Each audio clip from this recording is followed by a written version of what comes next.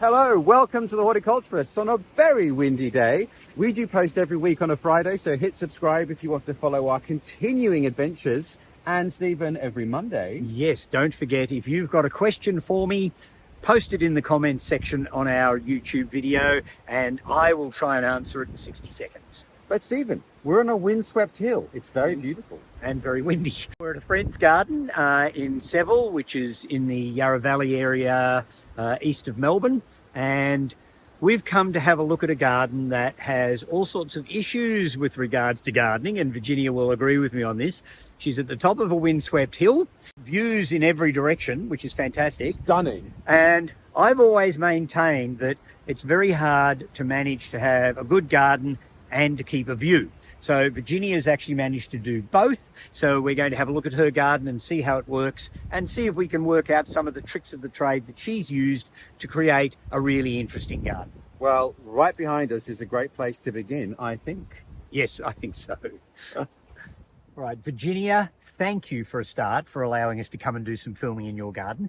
You and I go back away, do we not? We do indeed. Yes, and in fact, Virginia and I have been part of the Plant Trust organisation, which I've mentioned on some of our videos before. Virginia is also part of the Friends group for the Melbourne Botanic Gardens. So am I. I'm a contact. friend of the Botanic I'm a Garden. friend, but also I'm a guide. Yes. I've been a guide for a long time, and I've learnt so much by working at the Botanic Gardens. It's been fabulous. Which we will engage with in due course. I might warn our viewers, we will be doing some filming in the Melbourne Botanic Gardens at some point in time because it's just a fantastic place. One of the 5 best in the world. Yes. Is it? And that's Is that your opinion? No, or- no, no. that's your unsolicited opinion. Dr. Yes. Google says it's true. Yes, exactly. Well, it is. It's a wonderful landscape. But getting back to your garden specifically, Which is fabulous. yeah, now it's views to the left of us and views to the right of us. So there's views everywhere. You're up on the top of a knoll. What, in the first place, inspired you to do this, and when did you do it? And did you actually inherit any real garden when you took this on? I came here about 16 or 17 years ago, and I bought it because of the view. It was the ugliest house in Seville. So you started off basically with a more or less blank canvas? I had one bed out the back of the house, and the only thing it had was diosma, Oh, lovely. which I'm sure many of the people watching knows is a hideous plant. I call it a McDonald's car park plant, but there you go. Okay, I'm sure there are some And lovers out there. Apologies. I think it's an attractant to flies. Well, I'm It's a sure it is. Really bad reason to plant it right by the back of your house. First weekend that came out. All of this was actually a very ill-looking grapefruit orchard. I had some roses around the driveway, but I had a friend here last week and he counted 111 roses in my garden. I love salvias. I've got a friend who lives nearby who is a total expert on salvias. Okay. And here They love it. they live. That sort of leads us into the fact that you've got passions for quite a range of different plant material, but you're also very keen on having things in the garden that are just that little bit quirky and different and unusual. I've got you, I've got Craig at Gentiana, I've got Jane Tonkin, I've got all these friends that just have amazing plants. And we made a video with Jane Tonkin, which we will link. She is fabulous. She was here for dinner 2 nights ago. There you go. So what have been some of the key issues here about gardening on this spot, which is quite exposed, it's elevated, very free draining? The fashion is so much for rooms. And of course all gardens, they must have mass and void. You must have spaces and ways of looking through. But of course, I mean, this view is the not very important view. But when we go to the back of the garden, the view that way is sublime. So I had to garden and preserve the views. But of course, by preserving the views, I preserved the wind. Where we're standing at the moment, all the northwest winds come here. And when I plant, the first thing I ask my plant, that I'm going to put in the garden. What do you ask your plant, Virginia? I ask my plant. And in what language? In Latin? No, always English. Yeah. Well, Australian. And I ask it, will you take a north wind? That's my first question.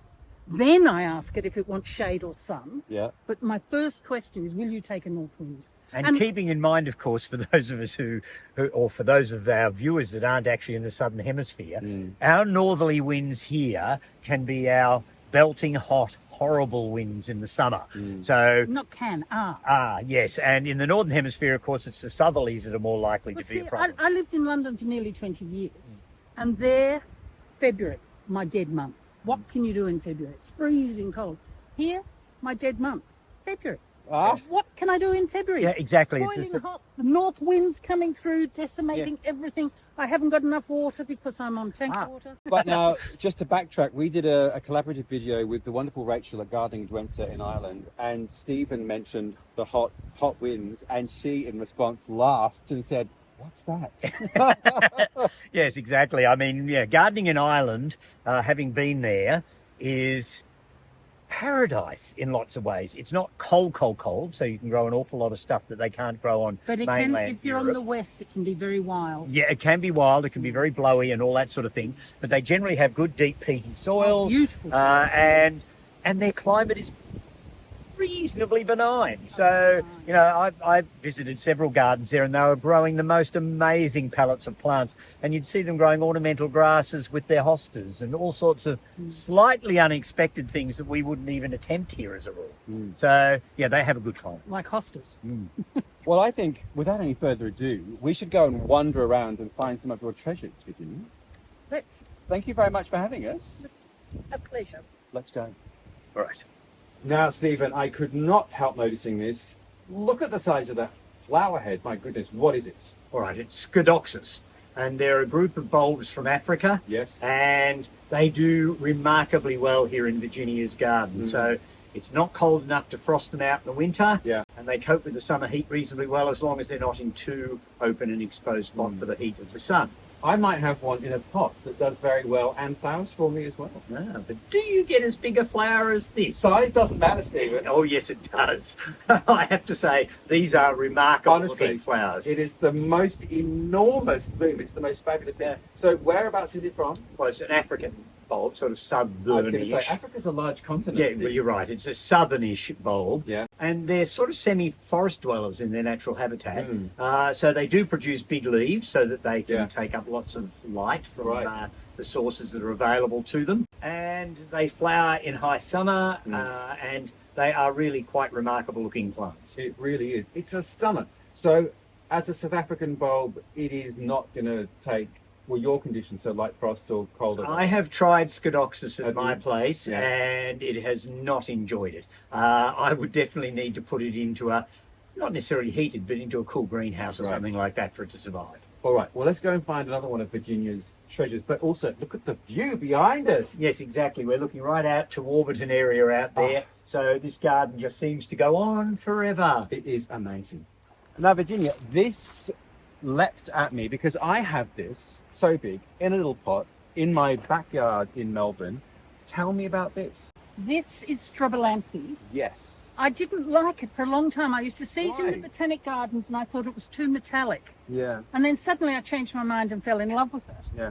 And then all the ones I'd seen at my friend Fiona's place, in the botanic gardens, they all died because it's monocarpic. I didn't know that. So I am now terrified of mine maturing and flowering. But how long will it take to flower? This looks quite an established plant. How old would this be? More than 5 years, and I thought they flowered every 5 years. So the who day knows? could be nigh. Could be wonderful, because it will then produce a lot of seed and reform. And in your climate, is it easy to propagate from seed? Seed has to be cared for. I'm bad at seed, unfortunately. If I've got something really precious, I give it to Craig up at Gentiana Nursery because he's much more thorough, much more organised. And what does the flower look like when it blooms? It's very pretty. It's a soft lavender. It's very nice. And I particularly like this plant, which comes from India, southern India, next to this one, here. which is from Africa, Melianthus major. And this has the most fabulous flowers. Wonderful flowers. And then these extraordinary seed pods. Yeah. And I think this is interesting because this one does actually grow in Britain. So it'll take an extreme. This, though, now I thought this would be quite frost sensitive. So what's your sort of minimums? What are your winter minimums get to? The plant that I lose when it's bad is heliotrope. All right. I love heliotrope, and a couple of times I've had enough frost, but usually I have driven out of here on a frosty day, and as I've hit the bottom of the street to the main road, suddenly my windscreen is just completely covered. Frost behaves like water, and my frost rolls down the hill. You're not frost retentive. No, not at all. I'm very pleased. I've got grapes that have lived when everybody else have died because there's been a frost in November. So you're a real microclimate on top of this hill. As far as frost goes, no micro about me with the north wind. Well, let's go and find something else fabulous in your garden. Okay. Now, Stephen, I can't tell you how excited I am. This has stopped me in my tracks. I saw this in a garden in the Dandenongs, which are the mountains on the other side of the just over there. And it stopped me in my tracks. I mean, look at it. Yeah. I asked the guy, it was a native nursery. He said, oh, no, impossible. You'll never find it. I thought, rubbish. Yes. So I have been madly Googling it. No. Tell me everything. All right. Well, what is it, first of all? Well, first of all, it's Persoonia pinifolia, meaning pine needle-like leaves. And it's called the pine-leafed geebung, is its colloquial name. Don't ask me why. Yeah. And it is a stunning Australian native plant that grows naturally around the Sydney area in New South Wales. Yeah. So subtropical. Yeah, but it's pretty cold hardy from our perspective. I mean, you certainly wouldn't try and grow this anywhere where you get serious frosts in Europe and North America, but it would grow in California. It would probably grow in Florida as long as it's not too damp and dank there. But it's a really lovely shrub for a well-drained, fully sunny site. And the guy at that native nursery was correct in some ways because it is quite difficult to propagate. Now, you were just telling me this, so share with the viewers, because I thought, cuttings, it's from Sydney. How does it propagate itself in the wild? Well, it can't be that hard. Well, it obviously doesn't propagate itself in the wild from cuttings because it does it from seed. It doesn't have scissors. No, that's right, exactly, and it can't poke itself into the ground. Commercially, it's generally grown by cuttings, but it is something of a challenge, so most of the growers struggle with it, getting the right hormone treatments, taking the cuttings at the right time of the year. I do have a mutual friend with Virginia who has techniques that she says works. So, and I have put the hard word on Stephen Ryan. I want this. Yeah, all right. So I have to have a talk to our friend and see if Sue can grow some geebungs for us, because I want one again for my garden. In the wild, of course, it grows from seed. Yeah.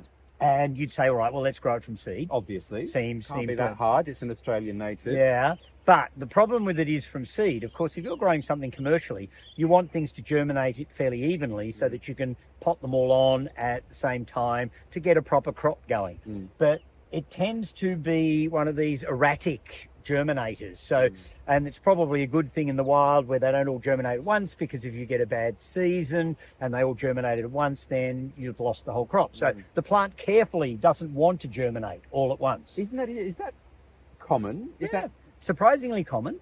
As an evolutionary technique? Yeah. And of course, some plants need specific conditions to help stimulate their germination. Yeah. But I think in the case of this, it's more a matter of let's just not all come up together.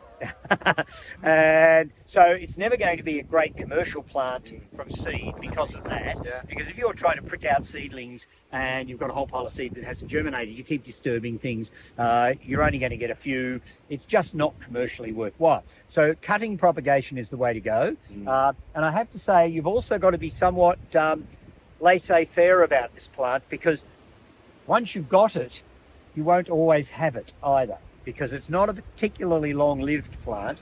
I had it in my garden at Macedon when I first started the garden back in the 1980s. I got 3 of them from somewhere. I don't remember where, and I planted them out. They did very, very well. They grew up into quite large bushes, but one after the other, they started falling apart and collapsing because it's not an overly long-lived plant. So all that trouble for how many years? Oh, look, you might get 10 or 15 years or more. Oh, fine. Yeah, so it probably doesn't matter that much. But, you know, when one does fall over, it can leave quite a large gap in the garden as well. And in your heart. Well, and then you've got to go on the hunt again. Well, anyway. So there you go, Persoonia pinifolia, and it is a fabulous Australian native shrub. Thank you, Virginia, for having this in your garden. Yes, exactly. All right, Virginia, I have to say I am seriously jealous. You have Brillantaisia ulugurica growing in your garden, and we have a little story about it, so I'll let you tell it.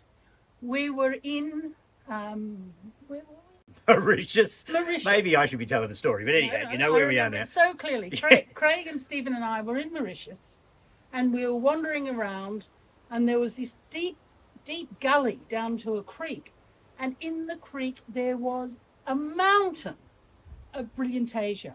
And it looked fabulous, didn't it? And Stephen and I got so excited, we went tearing down, and Craig's going, "You two?" Yes, but it was a spectacular sight. Of course, we did find out later that it's actually a weedy species in Mauritius and not, in fact, a native. But it does come from tropical and subtropical southern parts of Africa, right through into Madagascar, the genus as a whole. And it's the most beautiful plant. But I know I can't grow it at Macedon because we're too cold. But I would have thought even here you might be too cold. Well, it's close to the house. This is a stunning salvia from Peru. It's covered with that to protect it. I've got a big pot of it as well. And that in the winter goes into the shed. All right. It does struggle, but it makes it. It's better than the heliotrope. Yeah, so it's come through the winter quite well, and it's managing to flower. Facing east, yeah. with the protection from other plants. It needs that protection. Yeah, yeah. So this would be a plant that might well grow well in Melbourne suburbia, where they're under that heat blanket, so they don't get any real cold in the winter. But certainly Macedon has been ruled out. And you cleverly have found a way of keeping it going here.